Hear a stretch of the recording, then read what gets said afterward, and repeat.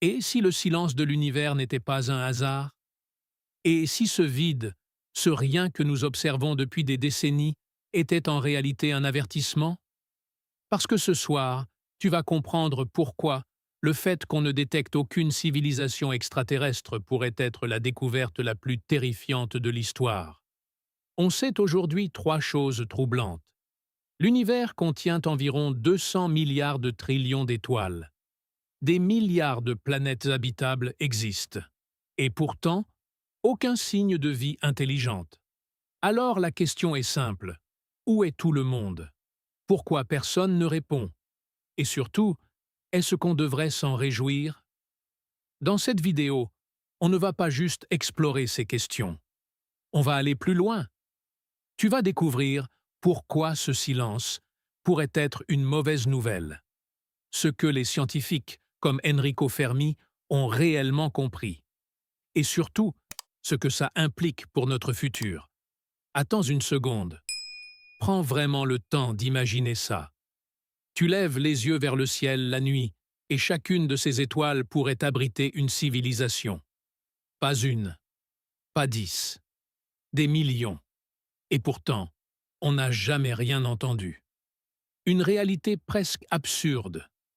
Aujourd'hui, grâce à des missions comme la NASA et comme le Kepler Space Telescope, on sait quelque chose de fondamental. Les planètes sont partout. La plupart des étoiles ont des systèmes planétaires. Beaucoup ont des planètes rocheuses comme la Terre. Et certaines sont exactement à la bonne distance pour avoir de l'eau liquide. C'est ce qu'on appelle la zone habitable. Dans notre galaxie seule, il y a entre 100 et 400 milliards d'étoiles. Et dans l'univers observable, il y a environ 2000 milliards de galaxies. Fais le calcul, ça donne environ 200 milliards de trillions d'étoiles. Un chiffre tellement énorme qu'il perd tout sens. Donc, logiquement, on ne devrait pas être seul. Même 1% de ces étoiles ont des planètes habitables. Même 1% de ces planètes développent la vie. Et même 1% de cette vie devient intelligente. Alors l'univers devrait être rempli de civilisations. Pas quelques-unes, des milliers, peut-être des millions. Et c'est là que tout s'effondre. Dans les années 1950, un physicien nommé Enrico Fermi pose une question simple pendant un déjeuner. Mais où sont-ils tous? Et cette question va devenir l'un des plus grands mystères scientifiques. Le paradoxe de Fermi, parce qu'on a cherché vraiment cherché.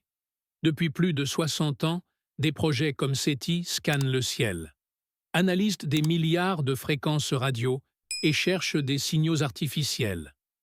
Ce qu'on attend, des signaux répétitifs, des fréquences précises, des motifs impossibles à produire naturellement. Et le résultat? Rien. Pas un signal confirmé, pas une preuve, pas une civilisation détectée. Le vrai problème, et c'est là que ça devient vraiment dérangeant. Ce silence ne devrait pas exister, parce que même une seule civilisation avancée, avec quelques millions d'années d'avance, aurait déjà colonisé toute la galaxie. En quelques dizaines de millions d'années seulement. Un instant à l'échelle cosmique. Donc, on se retrouve avec une contradiction totale. L'univers devrait être plein de vie, mais il est complètement silencieux. Et ça, ce n'est pas juste étrange, c'est profondément inquiétant, parce que, dans le prochain point, on va voir que ce silence pourrait avoir une explication, et qu'elle concerne directement notre avenir. Et si le problème, ce n'était pas de trouver la vie, mais de la garder en vie? Parce que jusque-là, tout semblait logique. La vie devrait apparaître souvent, l'intelligence aussi, et les civilisations devraient se multiplier. Mais il y a un détail qu'on oublie toujours. Survivre est beaucoup plus difficile qu'émerger. Les scientifiques ont proposé une idée glaçante, le grand filtre. Une étape dans l'évolution. Tellement difficile, tellement dangereuse, que presque aucune civilisation ne la dépasse. Il y a deux possibilités, et une seule est rassurante. Soit ce filtre est derrière nous, et ça veut dire que la vie est extrêmement rare, ou que l'intelligence est presque impossible.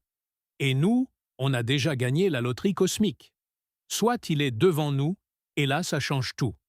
Ce qui veut dire que toutes les civilisations arrivent à notre niveau puis disparaissent. Et quand on regarde notre monde, ça devient inquiétant. Parce qu'aujourd'hui, pour la première fois dans l'histoire de la Terre, on a le pouvoir de s'anéantir nous-mêmes. Depuis le bombardement d'Hiroshima et Nagasaki, les technologies ont explosé, et la puissance destructrice aussi. Aujourd'hui, quelques heures suffiraient à déclencher un hiver nucléaire, l'effondrement de l'agriculture et potentiellement la fin de la civilisation. On est maintenant capable de modifier l'ADN, créer des virus, manipuler le vivant. Avec des outils comme CRISPR, on peut guérir mais aussi créer quelque chose d'incontrôlable. On développe des systèmes de plus en plus puissants. Mais une question se pose. Que se passe-t-il quand une intelligence dépasse la nôtre? Pas forcément malveillante, mais simplement indifférente à notre survie. Regarde autour de nous. Il y a le changement climatique, la perte de la biodiversité, des ressources limitées. On modifie notre environnement plus vite qu'on ne le comprend. Le vrai danger n'est pas la technologie, c'est le décalage entre notre puissance et notre maturité. On a des outils capables de détruire une planète, mais on reste des humains imparfaits. Et c'est là le point le plus important. Cette phase technologique est très brève. Sur Terre, 4,5 milliards d'années d'histoire. Seulement 100 ans de technologie avancée. Un clignement d'œil cosmique. Donc si le filtre est ici, alors le scénario devient terrifiant. Toutes les civilisations arrivent à ce stade, développent une technologie extrême, puis disparaissent. Et ça expliquerait parfaitement le silence. Pas parce qu'il n'y a personne, mais parce que personne ne passe ce cap. Et si c'est vrai, alors ce silence n'est pas un mystère. C'est un message. Une trace invisible laissée par des civilisations disparues. Et dans le prochain point, on va voir une hypothèse encore plus dérangeante. Et si les autres étaient bien là, mais qu'ils faisaient tout pour ne jamais être détectés? Maintenant, oublie tout ce que tu viens d'entendre. Imagine autre chose. Pas un univers vide, mais un univers rempli. Rempli de civilisations qui ont toutes fait le même choix, se taire. Une métaphore qui change tout. Visualise ça. Tu es seul dans une forêt en pleine nuit. Tu ne vois rien. Tu n'entends presque rien, mais tu sais que tu n'es probablement pas seul. Et là, tu entends un bruit. La vraie question est, qu'est-ce que tu fais? Est-ce que tu cries « Je suis ici » ou est-ce que tu fais exactement l'inverse? Tu te tais, tu te caches, tu attends. C'est ça, l'hypothèse de la forêt sombre. Popularisée notamment dans la science-fiction, mais basée sur une logique froide. Chaque civilisation est une inconnue totale. Et dans l'univers, il n'y a aucune confiance possible, aucune communication instantanée, aucune vérification des intentions. Le problème fondamental, si tu détectes une autre civilisation, tu ne sais pas si elle est pacifique, neutre ou hostile. Et pire encore, tu ne peux pas attendre pour le découvrir, parce que dans l'espace, celui qui frappe en premier gagne. Donc toutes les civilisations arrivent à la même conclusion. Rester invisible signifie survivre. Être détecté signifie danger potentiel. Un raisonnement implacable. Même une civilisation pacifique pourrait décider qu'ils ne sont peut-être pas dangereux aujourd'hui, mais dans 1000 ans? Dans 10 000 ans? Donc la stratégie la plus sûre est d'éliminer la menace avant qu'elle existe. L'univers devient silencieux. Pas parce qu'il est vide, mais parce que tout le monde joue à cache-cache. Et nous dans tout ça? Depuis environ 100 ans, on envoie des signaux radio, on diffuse nos émissions, on révèle notre présence, comme si de rien n'était. Mais, vu sous cet angle, on ne communique pas. On se trahit. Et ça devient encore plus troublant. On a même envoyé des messages intentionnels, des plaques de sonde Pioneer, des disques de sonde Voyager, des messages radio vers l'espace. Avec notre position, notre biologie, notre technologie. Si la forêt sombre est réelle, alors le silence n'est pas une absence. C'est une stratégie, une règle universelle. Et nous, on est peut-être la seule civilisation qui n'a pas encore compris. Et si c'est vrai, alors la question n'est plus où sont les autres. Mais pourquoi nous parlons encore? Alors maintenant, prends une seconde. Regarde autour de toi. Puis imagine que nous sommes peut-être seuls. À ce stade, il n'y a que 3 explications. Soit nous sommes les seuls, soit nous sommes les premiers, soit les autres sont là, mais silencieux. Et chacune change tout.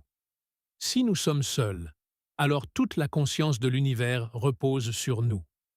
Chaque pensée, chaque émotion, chaque découverte serait unique. Si nous sommes les premiers, alors nous sommes des pionniers. Ce que nous faisons aujourd'hui pourrait définir le futur de milliards d'années. Mais si les autres se cachent, alors le silence est un avertissement, pas un mystère. Dans tous les cas, une chose est certaine, ce que nous faisons maintenant compte énormément. Parce que pour la première fois, une espèce sur Terre a le pouvoir de quitter sa planète, de modifier son environnement ou de s'autodétruire.